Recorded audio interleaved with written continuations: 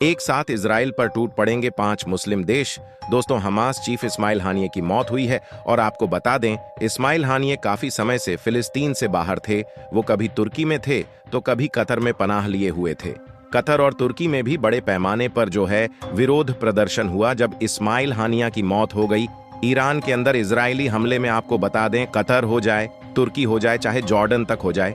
Jordan वो देश है दोस्तों जो कि अमेरिका के करीब है पॉलिटिकली, लेकिन वहां के लोग जो हैं वहां की सरकार के खिलाफ वो चले हैं और विरोध प्रदर्शन कर रहे हैं कि वहां की सरकार क्यों अमेरिका का सहयोग कर रही है, जबकि अमेरिका फिलिस्तीनी के अंदर भी बड़े पैमाने पर विरोध प्रदर्शन हुए। इस्माइल हानिया की मौत के बाद ये दर्शाता है कि सारी मुस्लिम कंट्रीज, खासकर वो कंट्री जहां फिलिस्तीनी पर विरोध प्रदर्शन हो रहा है, और अब इस वक्त आपको ऐसी खबर सुना रहे हैं जो बहुत बड़ी है दोस्तों।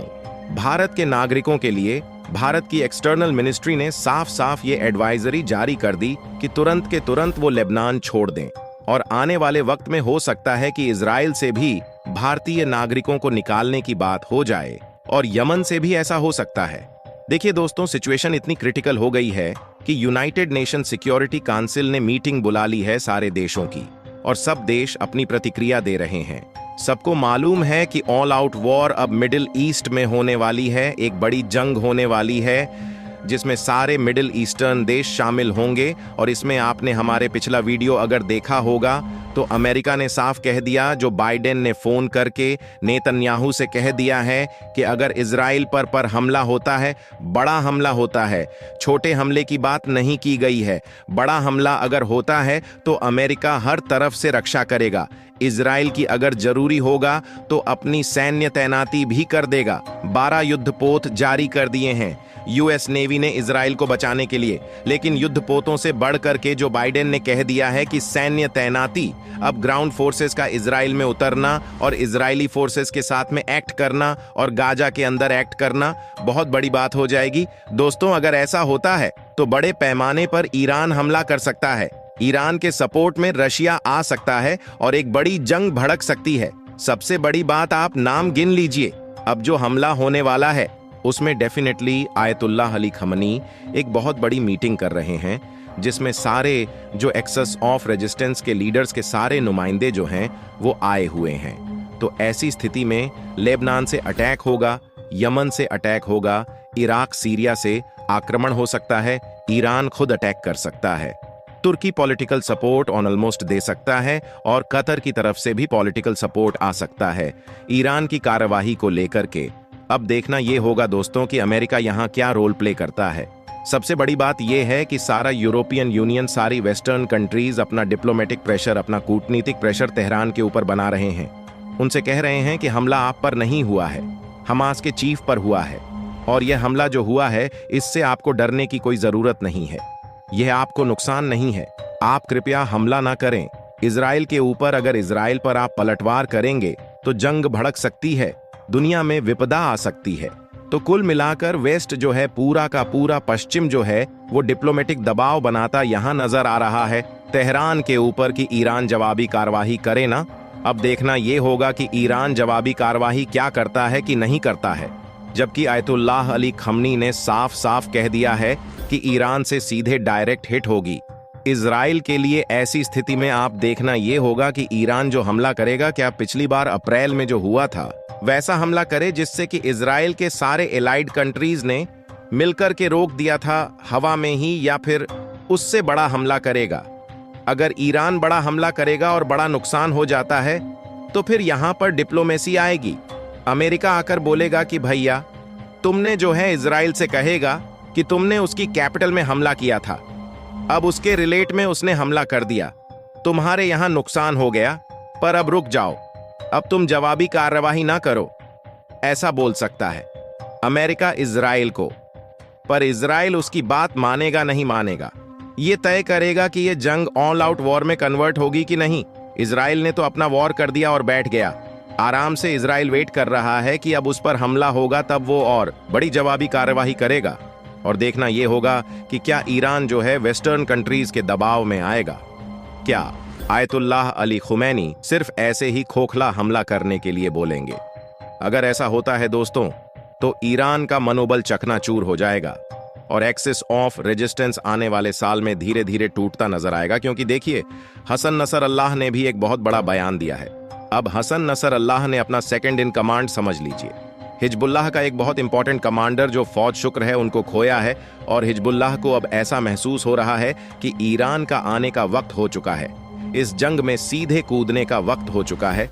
खुद हसन नसरल्लाह ने यह बयान दिया है कि क्या सोच रहा है इजराइल कि ईरान इतना बड़ा तेहरान पर हमला होने के बाद चुप बैठेगा और सामने आएगा। देखिए एक्सेस ऑफ रेजिस्टेंट के सारे गुड जो हैं, इन्हें सोर्स ऑफ पावर और कॉन्फिडेंस कहां से मिलता है? ईरान उनके पीछे खड़ा है, ईरान उन्हें ट्रेनिंग देता है, हथियार देता है, तब उन्हें वो कॉन्फिडेंस मिला है। बट अगर ईरान का ही हमला खोखला हो जाता, ऑलरेडी ईरान की जो साख है वो दांव पर लग चुकी है। उसके कैपिटल में घुसकर उसके मेहमान को खत्म कर दिया गया है, हमास के चीफ को खत्म कर दिया गया है। यही हमास का चीफ अगर किसी और कंट्री में खत्म होता तो बोला जा सकता था कि ठीक है, लेकिन ईरान के घर में घुसकर ये वॉर किया गया है। तो अगर ईरान अब जो जवाबी कार्यवाही करता है उसमें दम नहीं रहा तो एक्सेस ऑफ रेजिस्टेंस टूट सकता है। उधर हमास के लड़ाके अल कुद्स ब्रिगेड और कासम ब्रिगेड, ये दोनों मिलकर के तबाही मचा रहे हैं। गाजा के अंदर नए नए हथियार जो है निकाल करके वो लगातार अपनी जान पर खेलकर आईडीएफ के फौजियों पर अटैक करें, उनकी टैंकों पर अटैक कर रहे हैं।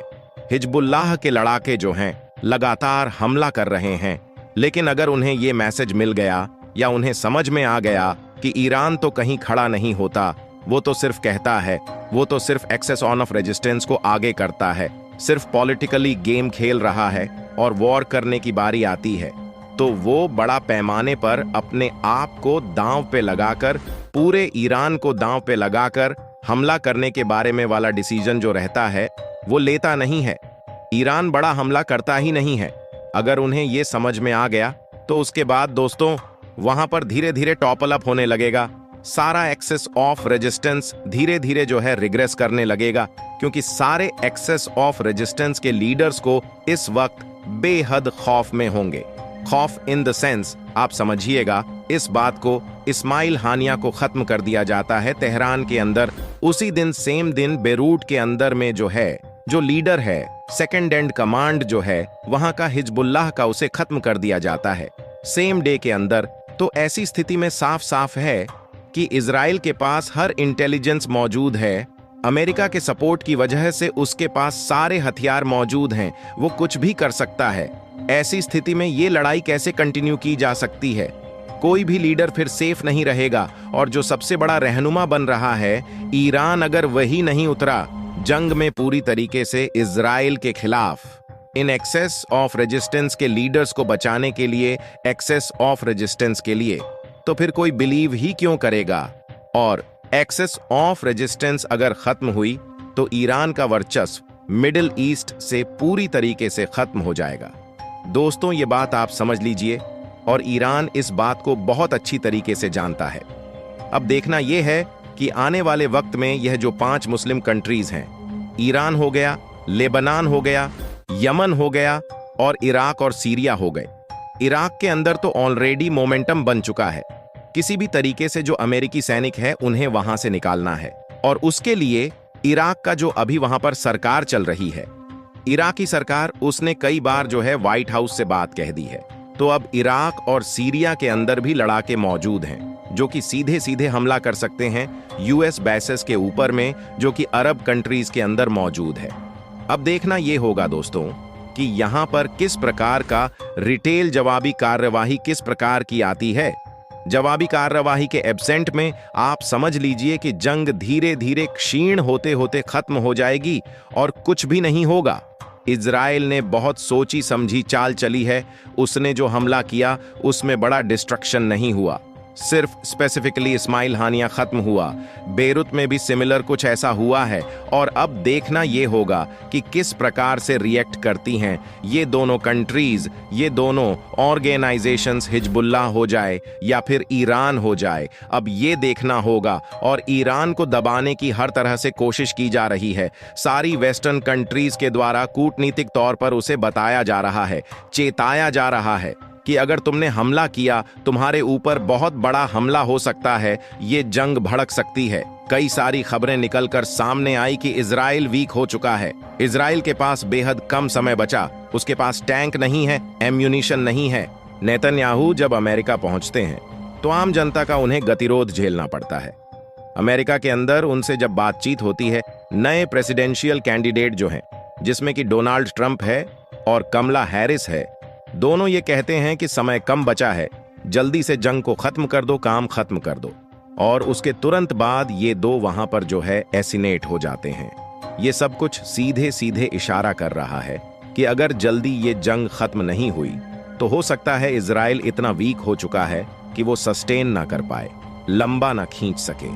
और अब ये जो दोनों अटैक हुए हैं, इसके बाद अगर ईरान ने हल्का हमला किया और जंग को और लंबा खींचते रहे, तब देखना होगा क्या होता है। हिजबुल्लाह बहुत बड़ा थ्रेट है। आईडीएफ अच्छी तरीके से समझ चुका है। आईडीएफ जो है इजराइल की आर्मी है। उसने साफ ये कहा है कि हिजबुल्लाह की वजह से ये जंग लंबी खींच रही है। तो ऐसे में फिर हो सकता है कि अगला टारगेट अब हिजबुल्लाह के चीफ हसन नसर अल्लाह हो। ये हो सकता है दोस्तों। और बड़ी बात यह है कि आगे जाकर हो सकता है कि हमला या सिनीवार के ऊपर भी हो जाए। हमास का जो आर्मी कमांडर बताया जाता है। और अब देखना यह होगा कि किस तरीके से यहां पर अमेरिका रोल प्ले करता है, किस तरीके से रशिया का यहां रोल रहता है। क्या रशिया दूर से बैठकर देखता रहेगा? डेफिनेटली कहीं ना कहीं कुछ लूप होल मौजूद है, जिसकी वजह से रशिया कंप्लीटली इवॉल्व नहीं हो रहा है। चाइना इसमें दूर से मदद कर रहा है। देखना यह होगा कि चीजें कैसे अनफोल्ड होती हैं। आने वाले 12 घंटे बेहद महत्वपूर्ण होने वाले हैं। बने रहिए हमारे चैनल के साथ। लेटेस्ट अपडेट्स के लिए कभी भी बड़ा हमला हो सकता है। जल्द मिलते हैं आपसे अगली वीडियो में। तब तक के लिए आप सबका इस वीडियो के अंत तक बने रहने के लिए दिल से धन्यवाद।